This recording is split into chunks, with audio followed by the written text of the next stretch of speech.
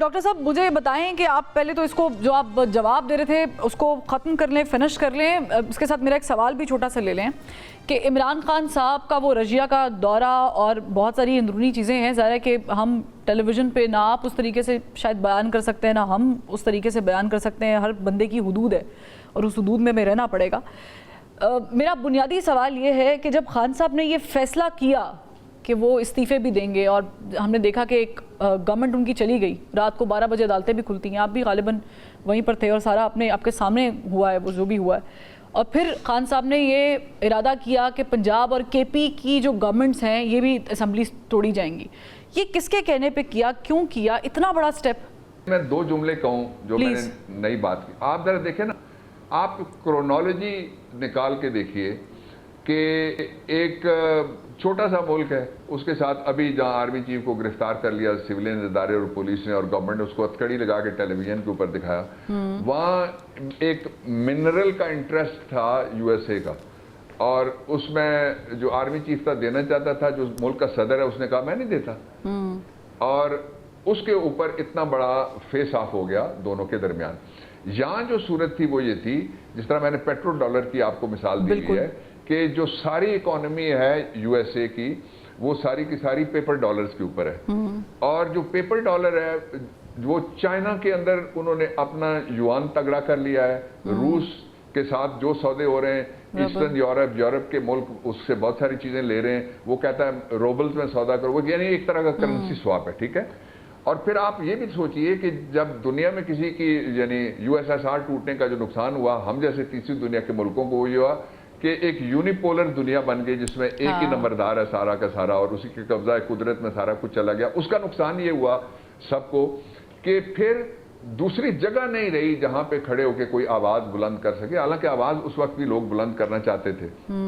اس کو برقرار رکھنے کے لیے چائنا کو بہت لمبے عرصے تک، میں چائنا کی ایک آپ کو میں مثال دینا چاہتا ہوں. چائنا وہ ملک ہے جس نے دنیا کے اندر سب سے فاسٹسٹ، یعنی ایتھینینز، آٹومن امپائر، برٹش امپائر، امریکہ کی بھی امپائر ہی آپ کہہ لیں ایک طرح سے ڈیموکریسی کے نام کے اوپر، جو ان کا جو ساری ان کے پالیسیز ہیں جو وہ گلوبل نمبردار ہیں.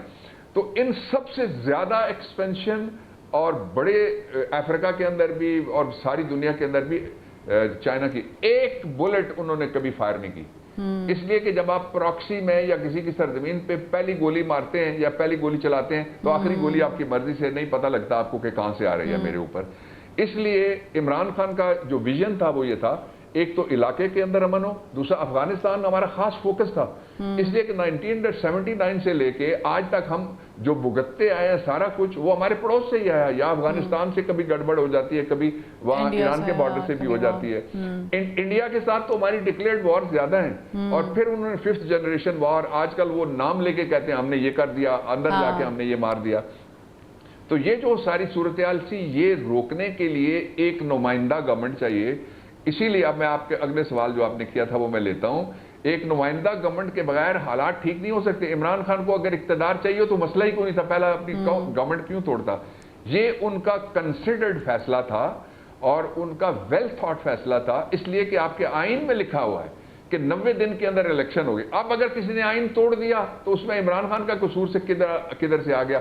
آپ دیکھیں نا، گورنمنٹ سونک نے بھی قبل از وقت اپنی گورنمنٹ چھوڑ کے الیکشن کروایا کہ نہیں کروایا؟ بالکل لوگ کرواتے ہیں، اور پھر ایکسیپٹ بھی کی انہوں نے اپنی ہار. بالکل تقریباً ہاں جی، اور 6 دفعہ بھارت کے اندر یا 7 دفعہ ہو چکے ہیں پہلے الیکشن. ہم تو ہمیشہ یہ کہتے ہیں جی کہ سٹیبلٹی کے لیے ہم ایک ایکشن کرنے لگے ہیں، اور ایکشن کے نتیجے میں ہم پراکسیاں لڑ کے 90,000 ہمارے شہداء ہیں، جن میں ہر محکمے، ہر محلے، ہر گلی، ہر خاندان کے لوگ شامل ہو گئے. تو ہم پھر بھی ہم وہی پرانے تجربات دہرانا چاہتے ہیں. نیا پاکستان ہے، نئی نسل آ گئی ہے. آنے والا جو الیکشن ہے 3.25 کروڑ نیا ووٹر آ رہا ہے. اس لیے کسی کا باپ بھی پاکستان کو اب دھکا مار کے پچھلی صدی میں نہیں دھکیل سکتا. ظاہر اس کو سمجھنے کی ضرورت ہے کہ ہم ایک وشیس سرکل میں پھنسے ہوئے ہیں اور اس سے نکلنے کی بڑی ضرورت ہے. لیکن وہ نکلے کون، نکالے کون، یہ اقدام کون کرے گا. لیکن بابر اعوان صاحب، وقت کی کمی ہے، میں 2 امپورٹنٹ سوال آپ سے پوچھنا چاہ رہی ہوں.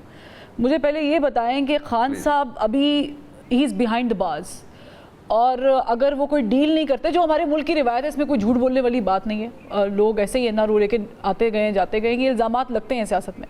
اگر وہ کوئی NRO نہیں لیتے ہیں تو کیا آپ ان کو باہر آتا ہوا دیکھ رہے ہیں؟ اور اس کے ساتھ ایک اور بھی سوال لے لیں, چونکہ خان صاحب بھی یہ کہہ چکے ہیں کہ پارٹی میں 2 گروپس ایکٹیو ہیں, اور آپ کے سامنے یہ کہ انہوں نے بلایا بھی تھا ایک لسٹ جو ہے لوگوں کی, تاکہ وہ ان کے جو آپس کے جھگڑے ہیں پاکستان تحریک انصاف کی قیادت کے وہ ختم کرتے ہیں.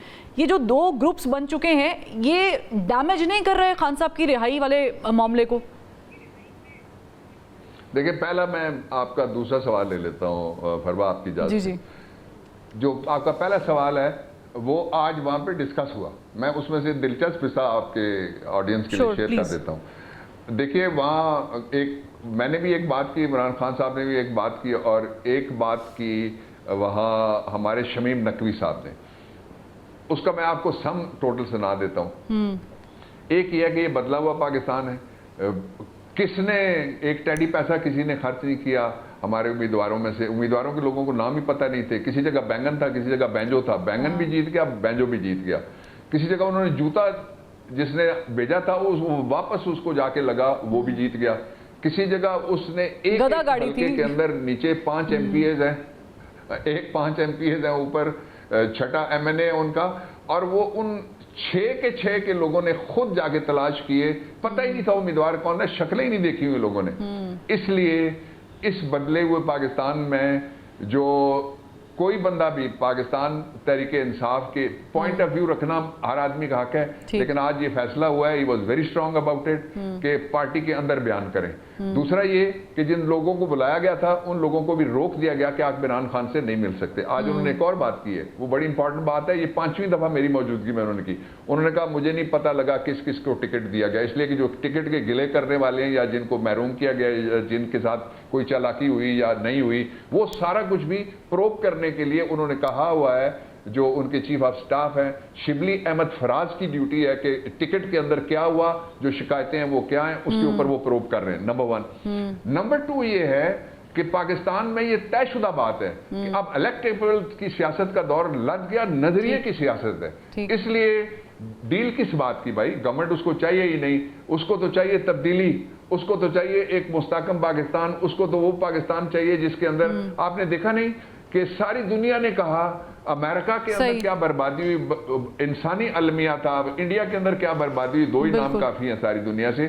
لیکن WHO نے بھی کہا کہ عمران نے ٹھیک فیصلہ کیا. اس وقت سارے ادارے میں پوری ذمہ داری سے کہہ رہا ہوں, باجوہ صاحب سمیت ساری اپوزیشن کہہ رہی تھی کہ فوری طور پہ لاک ڈاؤن لگا دو انڈیا کی طرح. اس نے کہا نہیں لگاتا, میں بھوک سے لوگ نہیں مارنا چاہتا. اس لیے عمران آئے گا تو استحکام آئے گا. میں لاسٹلی پوچھنا چاہتی ہوں, ٹائم اوپر ہو گیا, میں روک کے رکھی ہوئی ہوں اپنی ٹیم کو. بابر اعوان صاحب, 1 لائنر, عمران خان صاحب باہر آ جائیں گے جلد؟ یس, لوگوں کی توقع سے پہلے میں ان کو باہر آتا ہوا دیکھ رہا ہوں. اور جو عدلیہ ہے اس میں بھی کچھ جگہ پہ جو ریزرویشن اگر کیا وہ تو پہلے بھی لوگ کرتے رہے, اب بھی اس کا اظہار کیا جا سکتا ہے, وہ کوئی غیر قانونی بات نہیں ہوتی. لیکن عدلیہ میں بھی ایک صحیح معنوں میں جتنا ان کو لفظ اس کے لیے بلی پتہ نہیں مناسب ہوگا یا نہیں ہے, اس کا متبادل کو پنجابی میں مجھے آتا نہیں ہے نہ اردو میں, کیا گیا, اس کے نتیجے میں وہ بھی بول پڑے. اس لیے عمران خان کو زیادہ دیر اندر نہیں رکھا جا سکتا. بہت شکریہ ڈاکٹر بابر اعوان صاحب, آپ نے اپنا قیمتی وقت جو ہے وہ نکالا, اور بڑی اچھی ڈسکشن جو ہے وہ آج ہوئی, کیونکہ ملاقات بھی کی تھی. ناظرین, وقت جو ہے وہ ختم ہو گیا ہے, کل پھر ملاقات کریں گے. اللہ